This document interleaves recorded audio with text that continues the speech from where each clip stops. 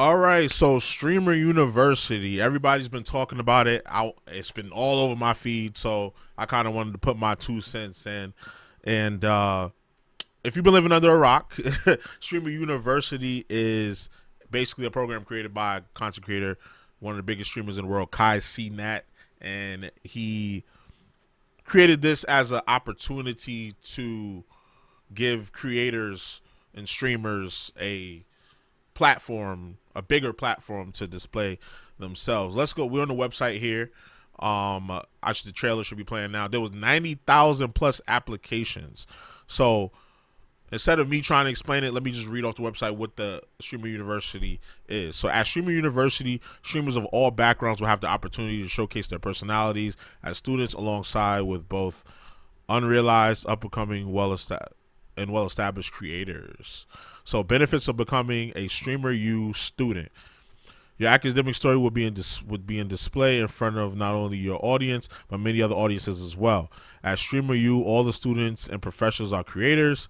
There will be cameras everywhere, streaming a variety of audiences of many different platforms. Meet other creators. This entire event is a collaborative effort involving many creative peers, industry leaders, and professionals. You will have the opportunity to organically meet everyone. Actually learn useful info. While most classes will be fun, interactive, and collaborative, some classes will actually provide quality information on how to better yourself as creators. Your future success is important to us. So notable courses, there'll be none of the professors have been selected yet, but we have sex education, business management, music production, filming and acting, and many more. So there was an enrollment period, and then we've already passed the acceptance period, and now there is a move-in day period. So now you see a lot of streamers going live and talking about, I'm going shopping for this, going shopping for that. They have a whole Twitch category. If you see here, they have an entire Twitch category for it. Already has a 1.1k follower, 8.3k followers, and 1k viewers. So there's people packing for Streamer University, people that got accepted, and there's also people that's just trying to clout chase. They didn't get in. They probably never even applied. And I think that's going to be the only problem with this category is that it's going to get flooded with people that just are clout chasing. Like, and I'm okay with clout chasing because to be a successful content creator, you have to clout chase to a certain extent, especially when you get started. But if it got nothing to do with you, just leave it alone. Like, I would never go on stream and tag the Streamer University and I didn't even get accepted. I didn't even apply because I knew I wasn't going to make it. But we're going to get into that in a second. So like I said, it was over 90,000 people that applied. And by my count, there was 120 students that made it. And there was 18 professors that made it. Now, out of the professors, there's been some controversy surrounding it. There was people saying, "Oh, there was only big creators."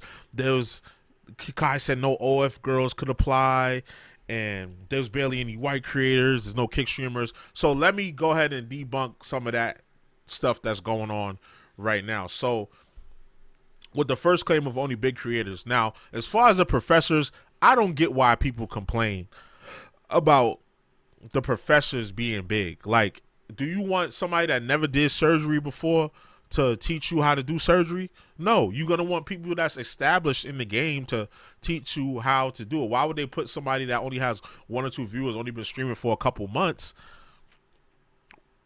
Why would they put them up there and have them be a professor? That makes no sense. I don't get why people were mad about that. Now, the creators, I can more so understand because as we read in the website above, it says there'll be personalities. People will showcase their personalities as students alongside both unrealized, upcoming, and well-established creators. So I guess Kai and the rest of the internet has a different idea on what's an up-and-coming creator, because to me, that's somebody that's like, all right, if you got less than like 10k followers on like whatever you do, like if you got less than 10k, then to me you a small creator. After that, you big. Like, you got people, you can pull 20 to 50, maybe 100 people on your streams. You're making a few hundred to a few $1,000s a month.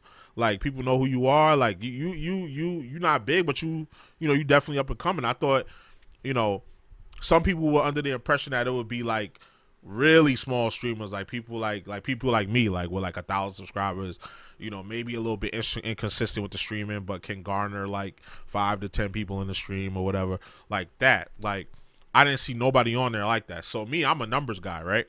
So I went on Reddit and I found some stuff on Reddit where there was a guy who, shout out to Leonidas on Reddit. He compiled all the attendee data, and this is what he came up with. So we're not going to pay attention to most of these numbers. I don't want to confuse y'all. I don't want to bore y'all. This is all cool stuff to me, but you could take a pause and look at it if you want. The names are blocked out to follow, TOS and things of that nature. And I'm looking here at the median, which is pretty much the midpoint of all the streamers from top to bottom, because a lot of people will say, well, these numbers are inflated because the big streamers will eat up most of the numbers, so that doesn't really tell the story. But when you sit there and you do your mean and your mode and you average it out and things of that nature, and you look at towards the middle of the spectrum,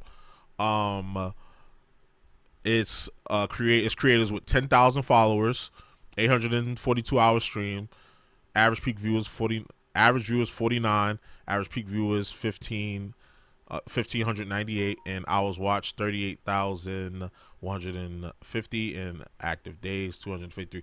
Now that, to me, that's a relatively big creator. So that kind of tells the story there.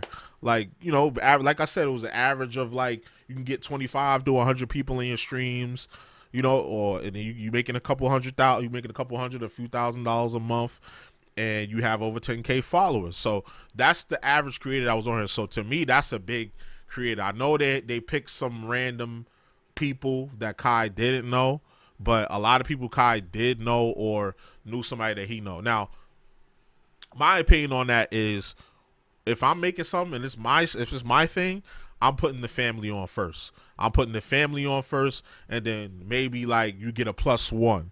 If you're part of the family, you're part of the gang, I'm cool with you. You've been rocking with me since the beginning. Then I'm putting the family first. And also, you got to remember, this is also its own entity. So you have to be entertaining within that. You can't just have a bunch of people or one, two follow someone. Hey guys, what's going on? We're gonna play Baldur's Gate today. That would be boring. Nobody will watch it. This whole category on Twitch, it would be boring. Nobody's watching that. So you want people that already know the game a little bit, and they just need a little bit of a boost, and they need more advice to get to that next level. So I kind of understand. And now I'm looking at the website and looking at the descriptions, I can see why people got upset, because they misconstrued what is meant by unrealized and up and coming and well-established unrealized up-and-coming well-established creators. I don't think there was many unrealized creators there, but there was some up-and-coming, and there were a lot of well-established streamers. You had Ray on there. You got you basically the whole AMP G League on there. You got you got Talil on there. You got a bunch of people that already, they could pull 10,000 people. I feel like once you get there, you made it, nigga. Like what? Like you made it. Like you can get 10,000 people to pull up in the stream anytime you stream. Like you made it. You don't even need to be there. And that's what I like. I kind of like what Davo said. So like I'm kind of on the fence with the student section of it, with the 120 people that got selected. But as far as the professors, y'all tweaked on that. I don't know how y'all expected creators that are not already well established to be the professors. Like. So, and there's a few other things I wanted to go over. Like some people were complaining about there were no white creators, and that just shows people how that just shows me how much people just like the grift, and they don't do any type of research at all. Because there's Cindy Gallup is an old white woman. Aim High is a white dude. He's along with AMP. He worked with AMP. And Kason, FaZe Kason. Come on, bro. Like y'all don't even know who these creators are. Y'all talking about it wasn't no white people. And then as far as the creators, there's Asian women in there. There's Latina women in there. Nobody really complained about the women presentation. You kind of Kai did good on that between the professors and the students. But yeah, there's all different types of walks of life in here. So it's not like he just only put on his people. So I feel like you gotta. This is the first time he's doing something like that. I feel you gotta give a little bit more grace to the kid. Like he's trying to do something creative. He's one of the people that's pushing the boundaries of what content creation and streaming means. Who knows? This might one day turn into a real university. Like I remember when music was like not really respected, and then you see all these music schools coming up, and now you got schools just for music, and now you got regular universities with music programs. That's just another evolution. Streaming is coming into that realm where it's becoming something somewhat viable. If you're looking in a lot of Asian countries, I think in South Korea, if I'm not mistaken, even in Japan, they have these agencies that you could go to where you could focus on live streaming, or you could be like an idol or whatever they call it out there. There's stuff like that in place. So this is just the natural evolution of streaming. It's becoming more mainstream, more people are getting into it. So I would say if you didn't get selected, just keep grinding. Don't be mad about it. Don't be mad about not getting in. 90,000 plus people applied, and only 138 people got in. You really thought they was gonna do 20,000 people? Like, come on, like somebody was gonna quote unquote get snubbed or feel a kind of way that they didn't make it. So I don't think people should be complaining too much about that. But yeah, that's the Streamer University. There was also some controversy about OF girls, because one of the professors is India Love, and she has an OnlyFans, and it's still active. It's still active.